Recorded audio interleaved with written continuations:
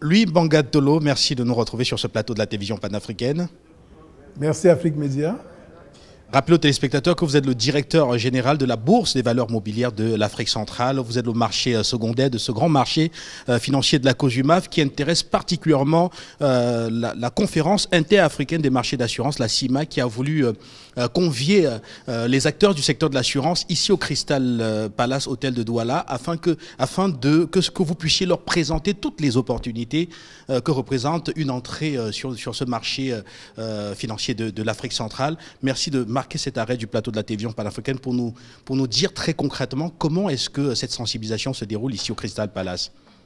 Alors, merci déjà Afrique Média de nous donner la possibilité de faire un commentaire sur cette journée du colloque, cette première journée de ce colloque international organisé par la CIMA. Nous avons constaté effectivement qu'il y a une prise de conscience d'un acteur qu'on peut appeler un frère siamois. Donc l'industrie des assurances et l'industrie des marchés financiers sont finalement intimement liés au regard des textes même qui régissent le fonctionnement des assurances, le placement, les investissements des compagnies d'assurance qui doivent être faits sur une grande partie sur des valeurs mobilières.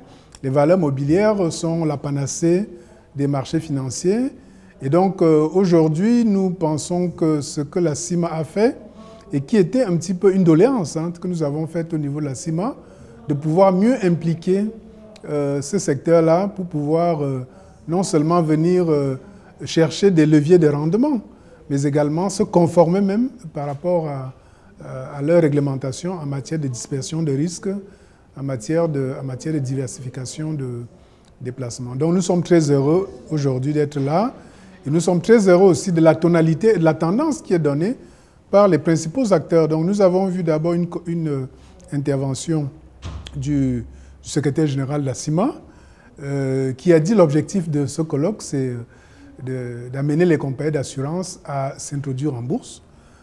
S'ils ne s'introduisent pas en bourse pour chercher des fonds pour leur exploitation, qu'ils souscrivent massivement en tant qu'investisseurs institutionnels.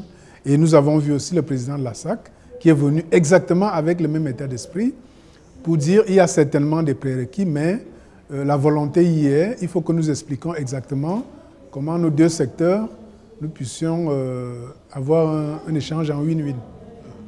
Alors, vous le dites très clairement, une entrée sur le marché financier de l'Afrique centrale en termes d'opportunités pour les compagnies d'assurance, il y a leur propre entrée en bourse avec tous les avantages que cela représente, notamment en termes de promotion de l'image de marque et aussi même de garantie de la transparence dans la gestion.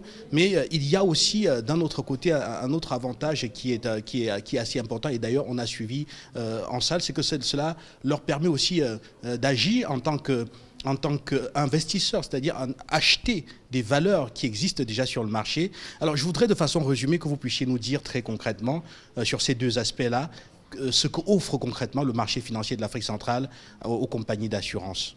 Alors, comme disait Madame le Président de la COSUMAF,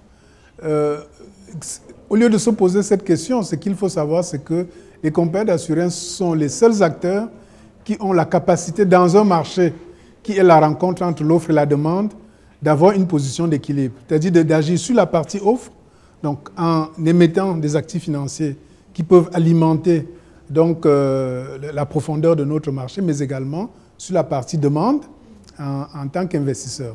Donc ce que nous avons analysé aujourd'hui, c'est d'abord de voir les évolutions réglementaires qui permettent effectivement un certain approfondissement.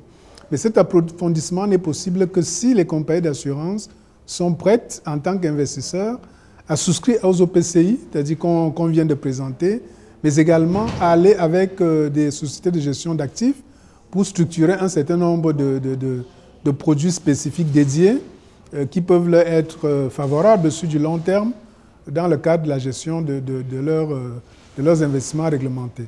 Donc nous avons parlé aussi de l'aspect de l'offre. Sur l'aspect de l'offre, le secrétaire général de la CIMA a expliqué qu'aujourd'hui, la réglementation impose aux compagnies d'assurance, à l'échéance 31 décembre 2024, que toutes les compagnies d'assurance, il y a plus de 200, que toutes les compagnies d'assurance puissent passer à un capital social de 5 milliards. Donc, le constat que la CIMA fait, c'est que les actionnaires historiques de ces compagnies d'assurance sont un peu essoufflés et n'ont plus de la trésorerie pour suivre l'augmentation de capital et se conformer à cette exigence réglementaire. Et à ce moment-là, on a dit, bon voilà, le marché vous offre la possibilité de pouvoir, il y a de la profondeur, il y a de l'épargne sur notre marché. Et nous avons eu l'exemple de la SCGR, la Société commerciale gabonaise de l'assurance, qui est venue sur ce marché et qui a pu lever autant de fonds qu'il souhaitait lever, donc un peu plus de 5 milliards de francs CFA. Donc en réalité, qu'est-ce que le marché offre aujourd'hui aux compagnies d'assurance? C'est déjà effectivement tout ce qui est opportunité d'investissement, mais également opportunité de lever de fonds pour pouvoir conduire leur propre cycle d'exploitation. Et bien entendu, nous ne sommes pas dans une espèce de love story. Il y a la possibilité que les compagnies d'assurance connaissent bien, c'est qu'ils peuvent aussi investir sur des actifs qui ne sont pas des actifs uniquement de la CEMAC. Et c'est ce qu'ils font déjà, c'est-à-dire en investissant sur des actifs qui sont sur le plan, qui sont sur d'autres marchés, sur l'international. Donc, en réalité, nous avons beaucoup plus dit l'approfondissement de notre marché qui peut faire en sorte que les compagnies d'assurance puissent avoir un effet de levier qui sera bénéfique pour leurs actionnaires, passe par leur implication directe dans le schéma d'approfondir ce marché financier.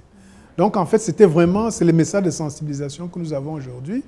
Et nous comprenons aussi, nous avons bien compris que les compagnies ont posé un certain nombre de doléances pour dire, bon voilà, nous voulons le faire, mais nous voulons aussi être sûrs que le marché est suffisamment liquide, de sorte que lorsque nous sommes tenus de régler un sinistre, si j'ai des actifs qui sont investis sur une obligation à 5 ans, bon, comment cela va se passer concrètement?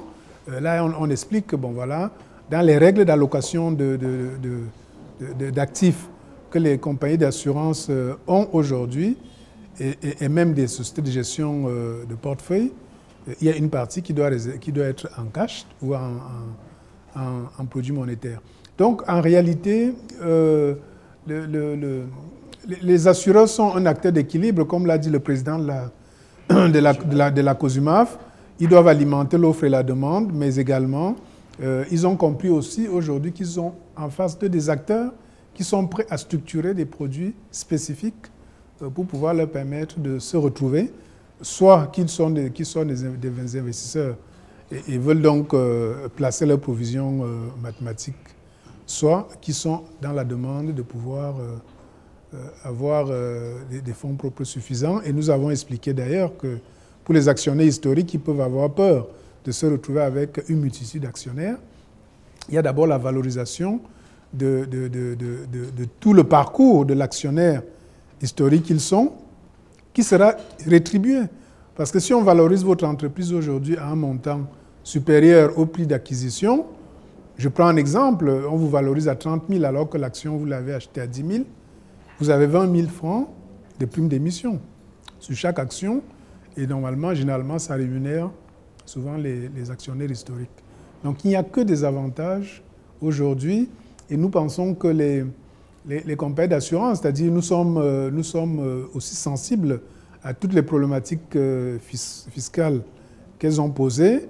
Et l'ensemble des régulateurs, que ce soit la CIMA, la COSUMAF, la BVMAC, on est là aussi pour accompagner, pour pousser pour que les administrations fiscales dans nos pays puissent aussi être sensibles à l'effort que les assureurs feront de venir sur le marché pour pouvoir alléger un certain nombre de sujets et leur garantir peut-être un minimum d'activité.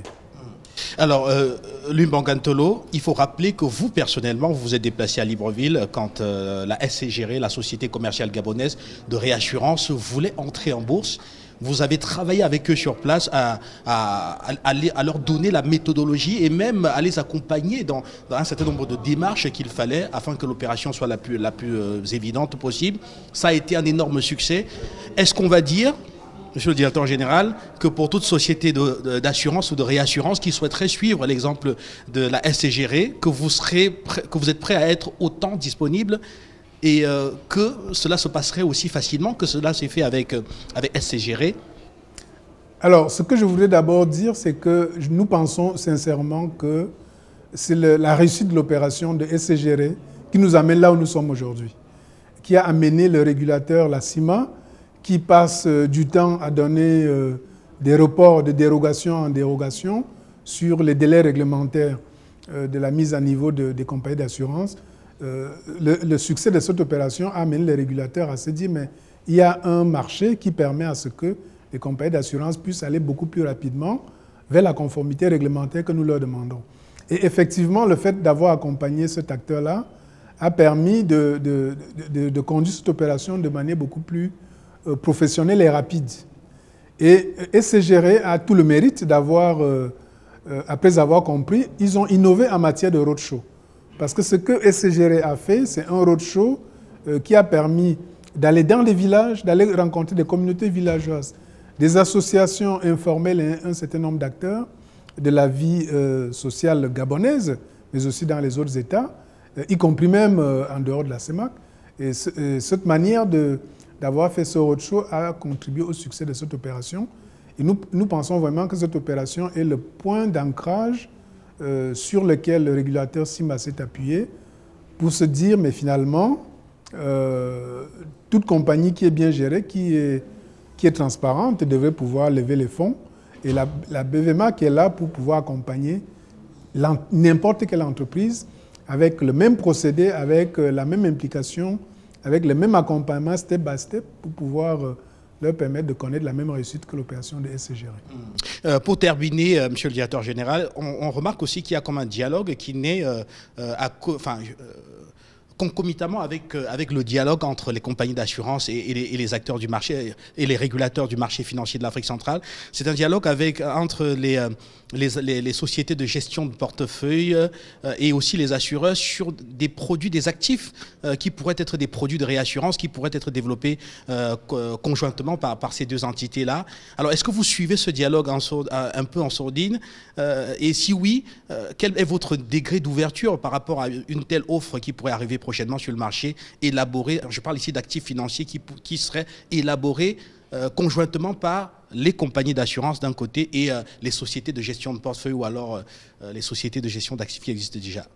En fait, ce que vous évoquez là, c'est une démarche allant dans le sens de l'approfondissement de l'offre. Parce que l'approfondissement de l'offre a été expliqué aujourd'hui aux compagnies d'assurance qui sont, pour certaines, c'est-à-dire des filiales de grands groupes internationaux et qui connaissent un certain nombre de produits qui ne sont pas encore offerts par les sociétés de gestion de portefeuille localement. Nous pensons des placements en unités de compte qui ont été évoqués. On parle des fonds communs de placement dédiés à un certain nombre de compagnies. Donc cette offre-là, tout ça contribue un petit peu à ce que nous disons parce que les compagnies d'assurance disent « nous voulons bien, mais tel que votre marché fonctionne encore actuellement, on n'est pas sûr d'avoir la profondeur nécessaire. » Mais ce que je voudrais vraiment qu'on retienne, c'est que nous devons nous féliciter du fait que notre marché qui est embryonnaire commence à avoir une certaine écoute d'un certain nombre d'acteurs stratégiques, d'acteurs clés, qui peut-être seront demain les acteurs qui auront contribué, c'est-à-dire à déclencher, c'est-à-dire ce sursaut citoyen de la CEMA que nous recherchons, parce qu'on essaie toujours de dire, bon, par où ça va passer? Et si l'industrie des assurances était la clé, c'est-à-dire du boom ou de l'émergence du marché financier de la sous-région. C'est vraiment par ces mots que moi je voudrais conclure, pour dire que ce qui se passe aujourd'hui, ce qui est en train de se tramer aujourd'hui, nous amène à penser que l'industrie de l'assurance pourra devenir le déclic, pourra être le déclic de l'émergence de notre marché financier. Merci beaucoup, Monsieur le Directeur Général de la BVMAC. Alors, pour sortir, dites-nous un peu, quel sera un peu votre planning en termes d'activité ici au Crystal Palace. Rappelez que cet événement, ce colloque se tient sur 2 jours. Il y a des activités en cours et d'ailleurs, vous êtes appelé à parler aussi en coulisses avec les représentants de ces compagnies d'assurance. Concrètement, que pouvez-vous nous dire de votre agenda? Comme on sait aussi que la sensibilisation, l'éducation financière, vous est particulièrement dévolue, vous qui venez d'ailleurs, qui avez un parcours assez exceptionnel sur ce marché financier, même quand celui-ci était encore à l'état embryonnaire.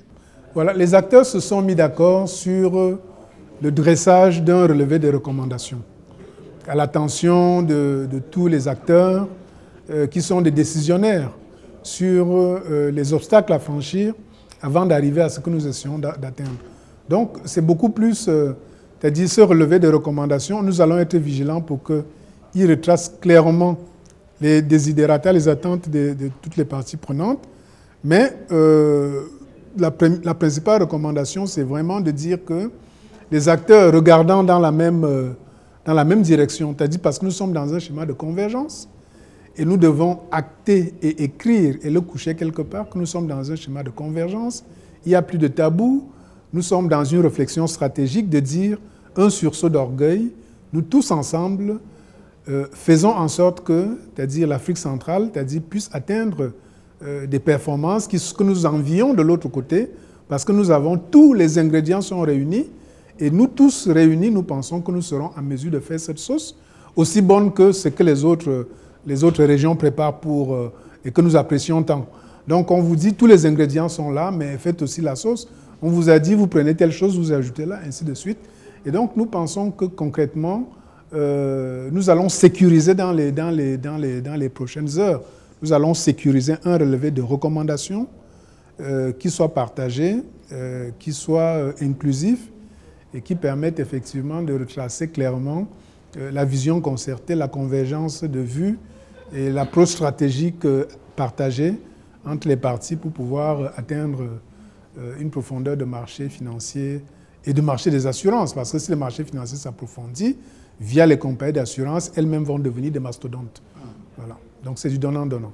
Merci beaucoup à vous, monsieur le directeur général. Rappelez que ce marché financier, on fait bien d'ailleurs de parler du marché financier de l'Afrique centrale, parce qu'on sait que la CEMAC, de par sa structuration institutionnelle, est le noyau embryonnaire parfait pour une intégration communautaire qui partirait de Yaoundé jusqu'à Luanda en Angola, Kigali au Rwanda en parlant, ici dans le cadre de la fusion CEMAC-CEAC qui est annoncée, et où on a l'impression que finalement c'est la CEAC qui s'alignera dans les institutions de la CEMAC qui existent déjà et aussi ici dans les institutions, dans les organes de ce marché financier qui se développe. On a cette impression-là. Oui, de toutes les façons, c'est une marche irréversible et ça va contribuer à agrandir les marchés, à agrandir le nombre d'acteurs qui sont impliqués dans les processus, à créer de la profondeur. Et donc nous avons intérêt à ce qu'une dynamique se crée par le petit noyau que nous sommes et que tous ceux qui doivent venir rejoindre notre aventure puissent venir déjà avec cela comme principe de base, de dire rendons nos environnements prospères, rendons nos environnements émergents, rendons nos environnements attractifs, c'est-à-dire que les acteurs, c'est-à-dire que la communauté internationale commence à regarder aussi avec une certaine envie, parce qu'au niveau des autorités politiques publiques, il y a beaucoup d'efforts qui sont en train d'être faits pour montrer que nous sommes là pour pouvoir faire en sorte que vous viviez ensemble, qu'il n'y ait plus de barrières et que nous essayons de faire en sorte que les gens compétents soient à des postes compétents. Mais il faut que nous ressentions cela dans les résultats de comment notre sous-région est appréciée et comment ça évolue de manière concrète. Donc il n'y a plus aucun sujet tabou et la preuve aujourd'hui, c'est que les assureurs parlent au marché financier et ils prennent des engagements pour dire nous n'avons pas de limites possibles. Donc, si nous nous élargissons et que nous avons un élargissement qui part sur une base où nous nous sommes déjà mis d'accord sur un certain nombre de choses, les acteurs qui viendraient de l'élargissement seront des acteurs qui y a un certain nombre de principes auxquels ils doivent adhérer en arrivant et ça va nous renforcer davantage. Merci beaucoup, monsieur le directeur général. Nous allons rester ici à l'hôtel Crystal Palace de Douala où on va continuer à écouter ce dialogue entre les régulateurs du marché financier de l'Afrique centrale et les compagnies d'assurance afin de les convaincre d'intégrer ce marché et de permettre à nos concitoyens de profiter des investissements qu'ils pourraient faire sur ce marché qui viendrait ici de soutenir la croissance et aussi permettre une inclusion. Merci. C'est moi qui vous remercie et à bientôt.